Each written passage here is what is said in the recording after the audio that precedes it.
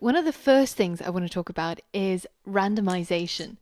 And this is a concept that we're super familiar with. Randomization is really, really important when we want to create computer programs that have a degree of unpredictability. Now, the biggest category of that is, of course, games, right? Can you imagine if you had to play Tetris and every single time the block that fell down was like predictable? You always knew that it was going to be a T and then it was going to be an L. Like, there would be no fun in that, right? So, how do we create this randomness for our programs? Now, in nature and in our everyday lives, it's really easy to create randomness. If you splash some paint on a canvas, that's going to be pretty random. If you take a look at the TV static from the analog TVs, that's also a whole bunch of randomness there. But when we're talking about computers, then these machines are what we would call deterministic. They will perform repeatable actions in a fully predictable way. So, how do we wrangle these machines that operate basically on ones and zeros to get them to create some random numbers? Well, there's a whole bunch of maths that can be applied to create what are called pseudo-random number generators. And the one that Python uses is something called the Mersenne twister. And if you really want to read about it, then you can have a look on Wikipedia and take a look under the algorithmic detail. But to be honest, it's a little bit too much information for anybody, unless you're really interested in these types of number generators.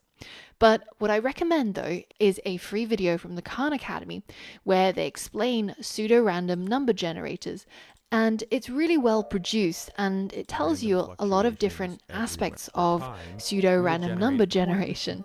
So have a look at that if you're interested to learn a little bit more about pseudo-random number generators. We've talked a lot about randomness, but let's see it in action. Let's write some code and produce some random numbers. Head over to the day4 starting REPL and then go ahead and fork your own copy. We know that we want to get hold of some random numbers, but we don't really want to implement the Mersenne twister ourselves because it's horrendously complicated using lots and lots of maths and probably will take us months to write the code for. So how can we get random numbers? If you think about it, it's a little bit like searching for something in Google. The Google algorithm is horrendously complicated and it's taken them years and years to refine and perfect to such an extent where I think Google knows me better than myself, because when I search for something, it always gives me the most relevant results. And if you're questioning the complexity of the Google algorithm, just go to Bing and try searching for something and see how relevant the results are.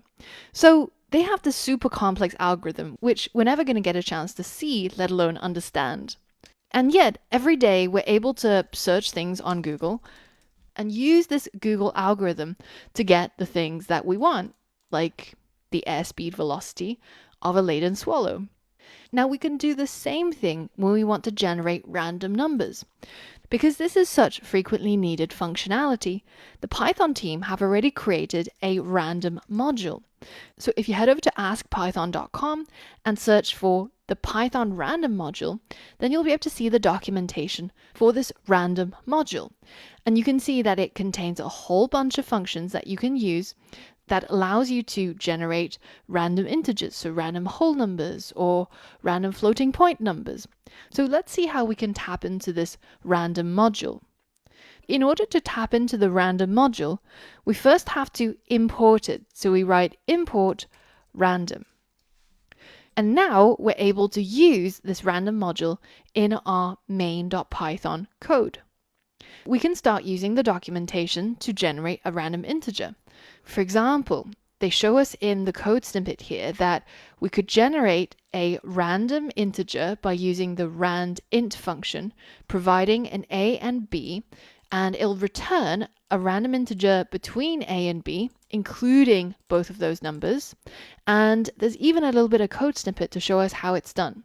So this line of code generates a random whole number between 100 and 200 and including those two numbers. So it could be anything between those two numbers.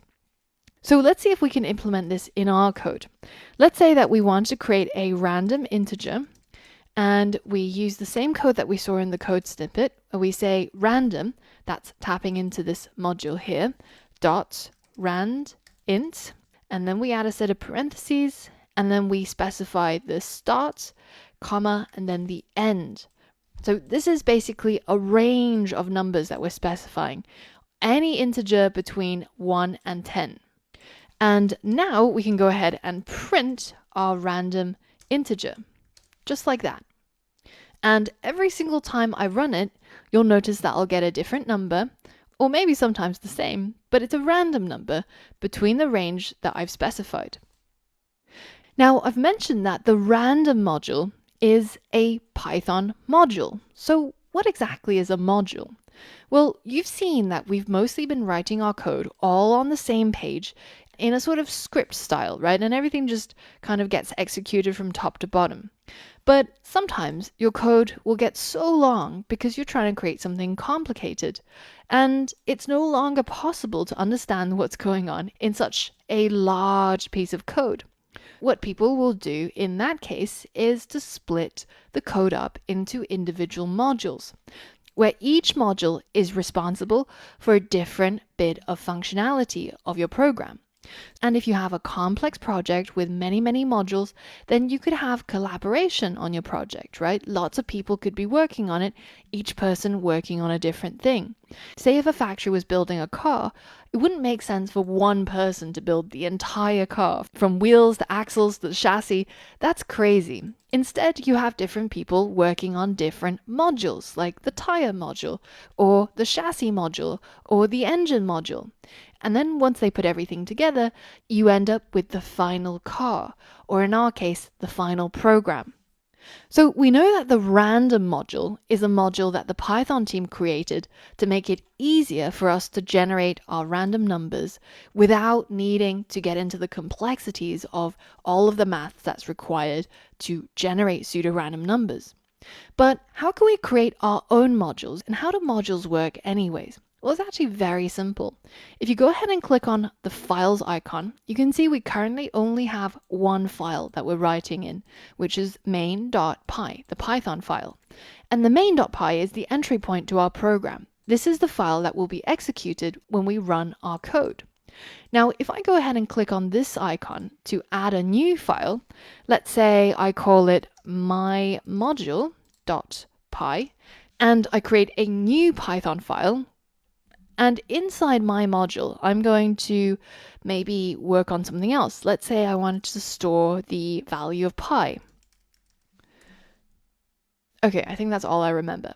So I know the value of pi, and I want to be able to use it in my different programs. Now that I've created my module.py, well, now I can use my module wherever I want just by importing it. So I could import my module. And now down here, I can say, let's go ahead and print my module.py. And now if I go ahead and comment out this code and hit run, then you'll see we get that value of pi that got dragged in because I imported my module. But now we've got our code separated out into separate modules that are responsible for different things. And that is how the random module works as well. So I'm going to go ahead and delete all of this stuff relating to pi, but you can keep yours if you want to keep it for reference. Coming back to creating random numbers, we've seen how we can create random whole numbers, but what if I wanted to create a random floating point number? Well, it tells me how to do it in the AskPython documentation, and all I have to do is use the random module that contains the random function, and it will return a random floating point number between 0 and 1. But it's really important to note that in this case, it doesn't actually include 1. So it goes up to like 0.9999999, but not including 1. Let's go ahead and try that out. So we'll say random float equals random.random and then a set of parentheses. And this will give me output some sort of number in the interval between 0 and 1, but not including 1. So let's go ahead and see if it works. first we print a random integer between 1 and 10, and then we print our random float between 0 and 1. And every time we run the code, you'll notice that we get different random numbers. Now, here's a question. This random function always generates a number between 0 and 1, and it has many decimal places. But what if I wanted a random floating point number between 0 and 5? How might we do that? Now, it's not as complicated as you think it is, and you'll be able to do it just by looking at the code you've got here. Have a think about it and see if you can come up with the answer. I'll go through it with you afterwards. Pause the video now and give that a go.